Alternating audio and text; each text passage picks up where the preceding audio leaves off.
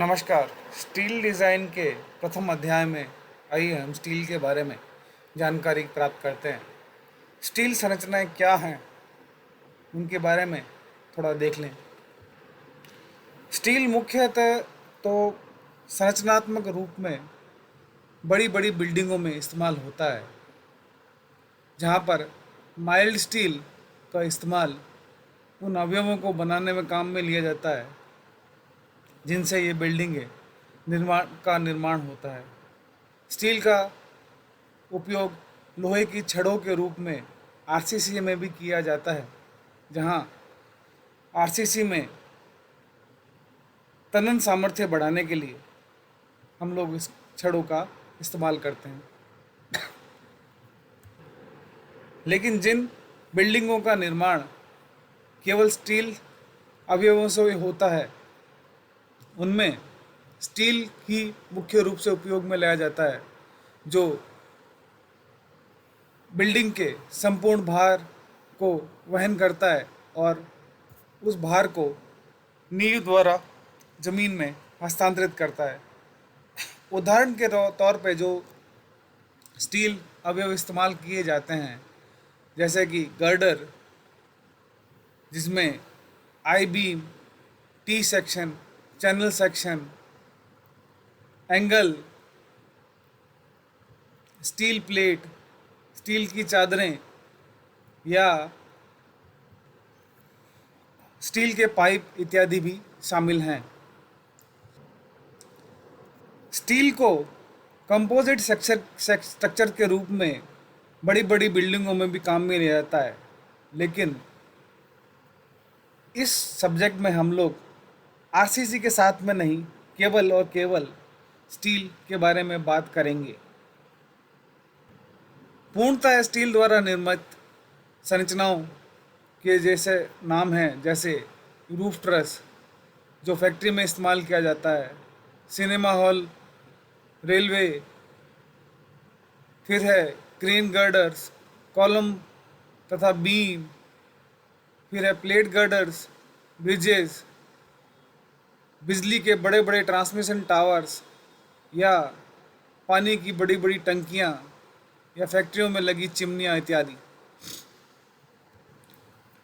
यह एक पुराने ब्रिज का चित्र है जो पूरी तरीके से स्टील द्वारा ही निर्मित किया गया है, जिसमें अलग अलग स्टील के अवयव लगाए गए हैं, जैसा कि आप इस फोटो में साफ तौर से देख सकते हैं। इसके अलावा फ्रेम्ड बिल्डिंग्स, जो हिंदुस्तान में तो कम ही इस्तेमाल में की जाती है, लेकिन विदेशों में बहुतायत में उपयोग में ली जाती है। इस प्रकार से फ्रेम्ड बिल्डिंग बनती है, जहाँ बहुत से स्टील के अवयव लगा करके उसे बनाया जाता है। ये भी एक फ्रेम्ड बिल्डिंग का उदाहरण है।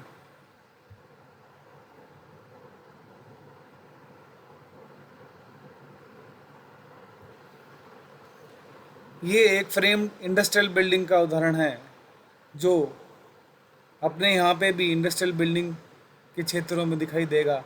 अनाज मंडी इत्यादि में इस तरह के फ्रेम स्ट्रक्चर्स का इस्तेमाल किया जाता है।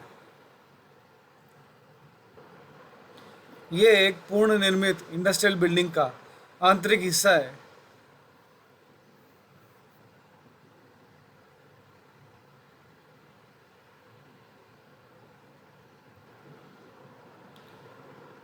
स्टील से निर्मित ब्रिजों में ट्रस ब्रिज भी एक इम्पॉर्टेंट उदाहरण है।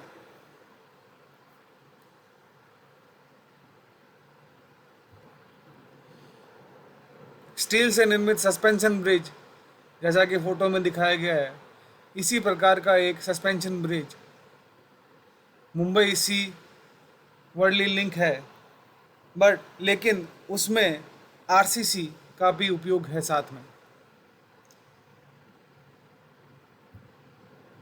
यह है उदाहरण उसका, जहाँ जो डेक या स्लैब है वो आरसीसी की निर्मित है तथा पायलन भी आरसीसी द्वारा बने हुए हैं, लेकिन जो तार या अन्य स्ट्रक्चर हैं वो स्टील द्वारा बने हुए हैं।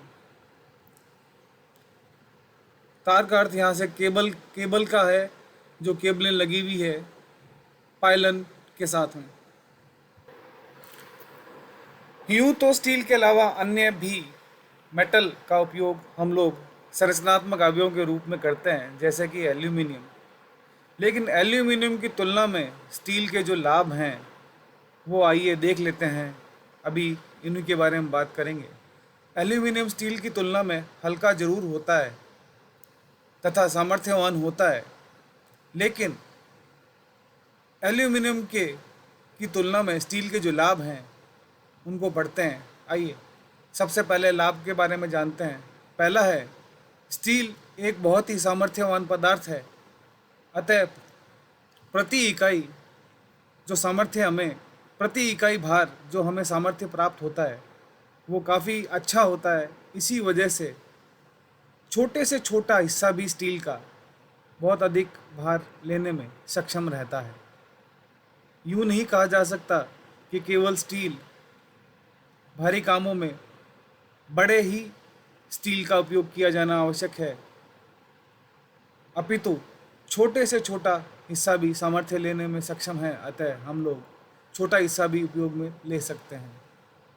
इसके अलावा अगला लाभ है, हल्का होता है, इसी कारण से इसे आसानी से परिवहित या ट्रांसपोर्ट किया जा सकता है और एक स्थान से दूसरे स्थान पर उठाकर रखा भी जा सकता है।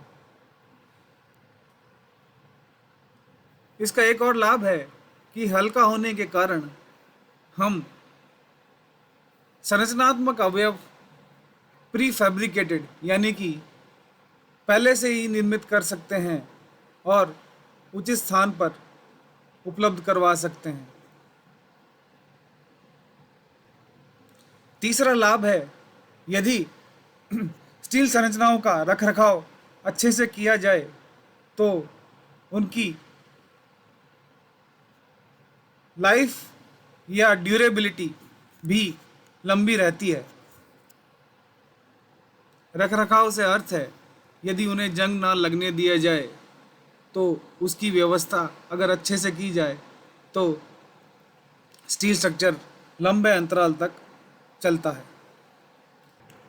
अगला लाभ है कि समय के साथ स्टील की भार वहन करने की क्षमताएं व अन्य मुख्य गुण चेंज नहीं होते हैं।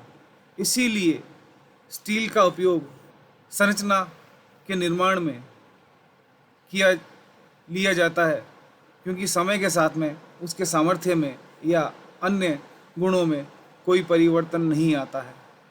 इसीलिए स्टील पर ज़्यादा भरोसा किया जाता है। अगला लाभ, स्टील एक तन्य पदार्थ है, यानी एक डक्टाइल मटेरियल है जिसमें विफलता अचानक नहीं होती है। तन्यता के कारण विफल होने के पश्चात हमें उसका भान या एक विजिबल फेलियर पहले से ही डिफ्लेक्शन के साथ में या विकृतता के साथ में दिखाई दे जाता है। अतः विफल होने से पूर्व जब हमें ये दिखाई देगा कि विफल होने जा रहा है तो हम उचित और आवश्यक जो भी प्रावधान हैं विफल होने से को रोकने के लिए समय रहते कर सकते हैं। अगला लाभ, स्टील के अंदर हम लोग जो कुछ भी चेंजेस या ऑल्ट्रेशन करना चाहते हैं उन्हें आसानी से कर सकते हैं, क्योंकि स्टील को वेल्डिंग करना आसान है। तो स्टील संरचनाओं में बदलाव आवश्यकता अनुसार समय रहते या कभी भी पुरानी संरचनाओं में किया जा सकता है। अगला लाभ, हल्का होने के कारण स्टील संरचनाओं को आसानी से तेज गति से खड़ा किया जा सकता है।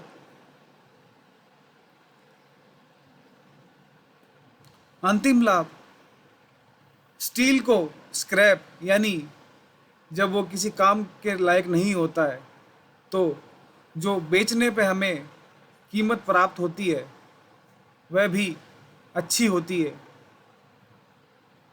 अन्य पदार्थों की तुलना में या अन्य मेटल की तुलना में जो स्टील की कीमत हमें भंगार के रूप में प्राप्त होती है वो काफ़ी अच्छी होती है। इसीलिए ये गुण इसमें लाभदायक होते हैं। इसके अलावा स्टील मैन्युफैक्चरिंग सरलता से होती है और बहुतायत होती है। वेल्डिंग इत्यादि यानी स्टील को जोड़ना या अन्य चीज़ों के साधनों द्वारा स्टील को जोड़ना काफ़ी सरल रहता है। यही विशेषता इसे एल्यूमिनियम की तुलना में उपयोगी बनाते हैं, क्योंकि एल्यूमिनियम को जोड़ना इतना सरल नहीं है तथा का एल्यूमिनियम की कीमत जो है स्टील की तुलना में काफ़ी अधिक होती है। इसीलिए जब एल्यूमिनियम खरीदते हैं तो हमें वो महंगा सिद्ध होता है और हम लोग स्टील ही एल्यूमिनियम की तुलना में अधिक उपयोग करते हैं। स्टील का जो सबसे अधिक नुकसान है वो ये है कि उसका रखरखाव बहुत ही अधिक सावधानी से करना पड़ता है, क्योंकि पर्यावरण में स्टील का कोरोजन या अवभंजन होता है। इसीलिए रखरखाव में हमें स्टील की परतों को पेंट करना आवश्यक हो जाता है, उसे नमी से बचाना आवश्यक हो जाता है, उसे जल से बचाना आवश्यक हो जाता है। एक और हानि है स्टील में कि स्टील फायर प्रूफ नहीं होता है। इसीलिए फायर प्रूफ ट्रीटमेंट भी उसका आवश्यक है, जिसकी वजह से स्टील की कॉस्ट बढ़ जाती है। स्टील के लाभ में ये भी आता है कि जो मैन पावर यानी कुशल कारीगर हमें चाहिए होते हैं स्टील के काम के लिए, वह भी सरलता से उपलब्ध हो जाते हैं, क्योंकि स्टील का उपयोग बहुतायत में होता है तो उनके कारीगर भी आसानी से उपलब्ध होंगे तथा काम भी तेज़ी से होता है। कुशल कारीगर सदैव कार्य तेज़ी से करता है। इसीलिए कार्य प्रगति होने के कारण स्टील मितव्ययी या कम कीमत वाला कार्य साबित होता है। स्टील की तन्यता की विशेषता हमें स्टील के स्ट्रेस स्ट्रेन वक्र से प्राप्त होती है, जहाँ बिंदु C डैश जहाँ पे यील्ड पॉइंट स्टील का आ चुका है, इसके पश्चात विफल होने यानी बिंदु F तक आने के लिए एक अधिक अंतराल की विकृता या डिफॉर्मेशन या स्ट्रेस की आवश्यकता होती है, जो बिंदु C के बाद में F तक पहुंचने के लिए बहुत अधिक है। इसीलिए हमें विजिबल रूप से फेलियर पहले का आभास समय रहते ही हो जाता है। यह फ़ायदा हमें अन्य मेटल में कम मिलता है, जिससे हम स्टील का उपयोग आसानी से करते हैं और विफलता को समय रहते ही रोक सकते हैं। स्टील अवयवों के जो सेक्शंस होते हैं हम उन्हें स्टील सेक्शंस कहते हैं। आइए कौन से स्टील सेक्शंस हम लोग क्षेत्र में इस्तेमाल करते हैं उनके बारे में जानकारी प्राप्त करते हैं। स्टील का जब निर्माण किया जाता है तो हम लोग फैक्ट्री में उसे रोलर्स द्वारा आकार देते हैं। रोलर्स द्वारा निर्मित होने के कारण हम उन्हें रोल्ड स्टील सेक्शंस भी कहते हैं। फैक्ट्री में बड़े बड़े रोलर्स लगे होते हैं जिनके बीच से ये अलग अलग आकार के स्टील अवयव या स्टील सेक्शंस निर्मित होते हैं, और ये रोल स्टील सेक्शंस अलग अलग आकार के होने के कारण उनका नाम भी निम्न प्रकार से है, जैसे I section, T section, channel section, angle section या steel bars, steel tubes, plates, sheets इत्यादि। रोल स्टील सेक्शन चूंकि फैक्ट्री निर्मित होते हैं तो उनके गुण ये रहते हैं कि उनको फैक्ट्री में ही उनके गुणों को कंट्रोल किया जा सकता है, जिसकी वजह से उनके बारे में हमें बहुत सी जानकारी फैक्ट्री स्तर पर ही हो जाती है। अर्थात उनका आकार प्रकार के हिसाब से हम लोग उनके कई गुण स्टील इंजीनियरिंग में इस्तेमाल की जाने वाली हैंडबुक, जिसे हम लोग स्टील टेबल के नाम से जानते हैं, में प्राप्त कर सकते हैं। अलग अलग चैनल सेक्शन या अलग अलग आई सेक्शन की आकार, शेप या साइज़ के अनुसार उनका कितना वजन है, कि कहाँ सीजी है, ये सब चीज़ें हमें सरलता से ज्ञात हो जाती है स्टील टेबल में।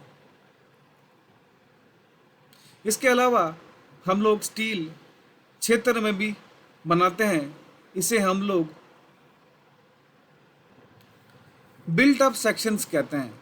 बिल्ट अप सेक्शन वह होते हैं जो अलग अलग फैक्ट्री निर्मित सेक्शनों को जोड़कर, चाहे वेल्डिंग से, चाहे नट बोल्ट से या रिवेट की सहायता से हम जोड़ करके एक सेक्शन बनाते हैं जो मनुष्य द्वारा निर्मित होता है, और उसे हम लोग बिल्ट अप सेक्शंस कहते हैं। चित्र में विभिन्न प्रकार के स्टील मेंबर्स को दर्शाया गया है, जहाँ पर एल सेक्शन, चैनल सेक्शन, आई बीम सेक्शन, टी बार इत्यादि दर्शाए गए हैं।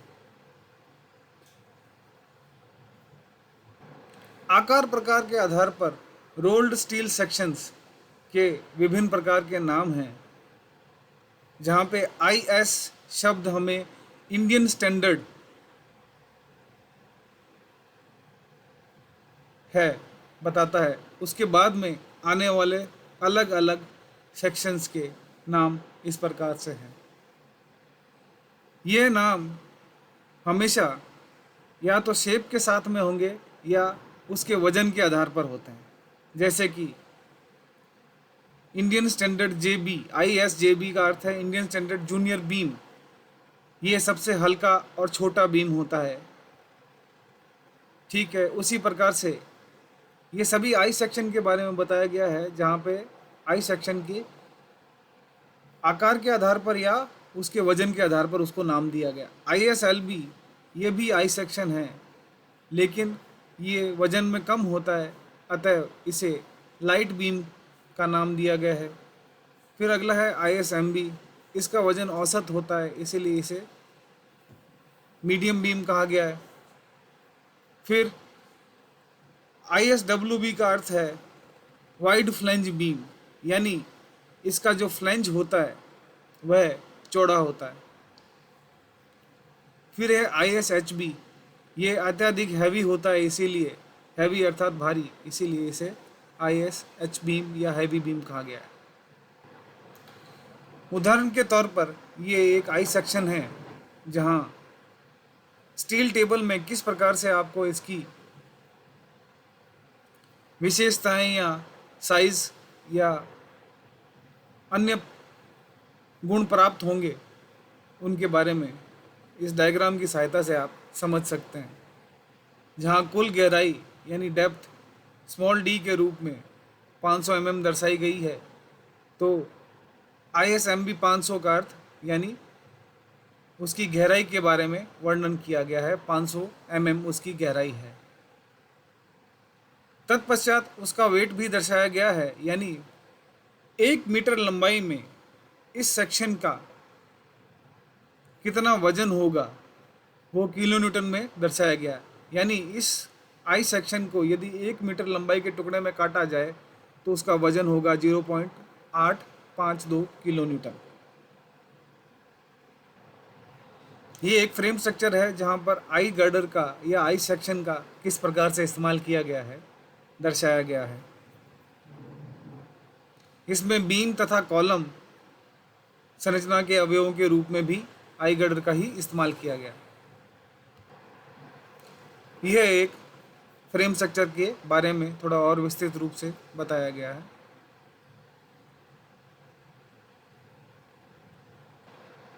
अगला उदाहरण चैनल सेक्शन का है, जहाँ पे एलसी, एमसी, एससी इत्यादि चैनल सेक्शन की विशेषताएं हैं उसके आकार, प्रकार और उसके वजन के हिसाब से। ISMC 300 का अर्थ है मीडियम चैनल सेक्शन, जिसकी गहराई 300 mm है तथा वजन दिया गया है 0.351 किलोन्यूटन प्रति मीटर।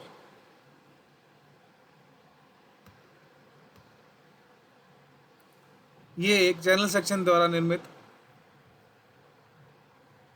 संरचना का उदाहरण है।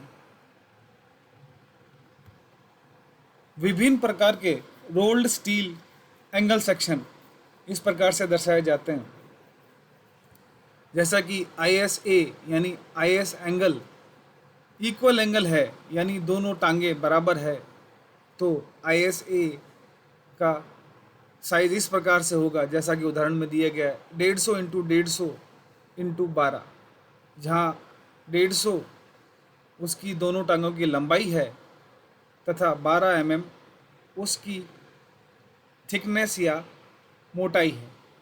यदि एंगल सेक्शन बराबर नहीं है तो दूसरा उदाहरण दिया गया है, जहाँ ISA 150 इंटू 115 इंटू 12 दिया गया है, जहाँ पर 150 सबसे लंबे वाली टांग की लंबाई है और 115 उससे छोटी वाली टांग की लंबाई है तथा मोटाई या थिकनेस 12 mm है। ये एक एंगल से निर्मित संरचना का उदाहरण है।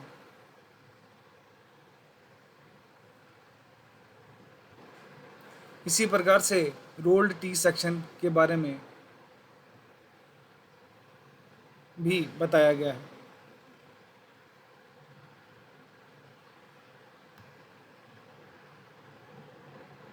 अन्य सेक्शन इस प्रकार से हैं।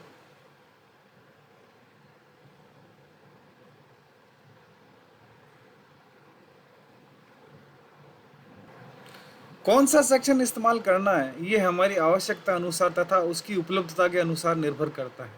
मुख्यतः ISMB और ISMC।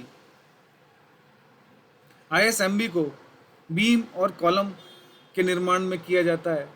उसके अलावा चैनल सेक्शन भी बीम और कॉलम के स्थान पर इस्तेमाल किए जा सकते हैं, लेकिन ट्रस में जहाँ पर्लिन्स होते हैं वहाँ टी एंगल्स या एंगल सेक्शन का इस्तेमाल किया जाता है।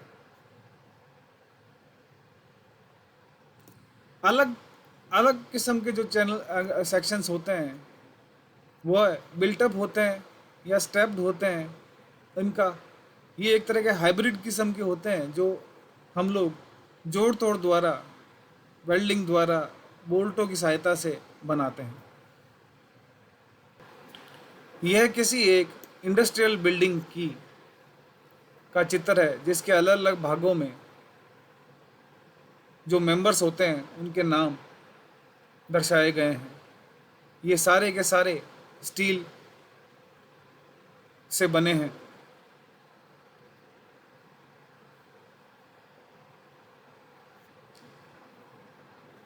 इसी के साथ आज का टॉपिक समाप्त करते हैं।